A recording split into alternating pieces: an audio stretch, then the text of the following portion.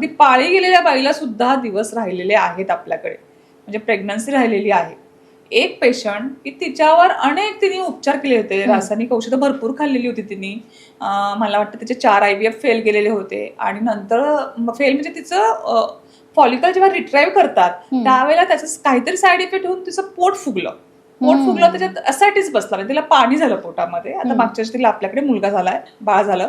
तर ती एवढी रडत होती आणि तिची पाळी पूर्ण बंद झाली होती. तर डॉक्टरांनी तिला अनाथ आश्रम मधनं बाळ घ्यायला सांगितलं. शिरूरचं पेशंट आहे ते.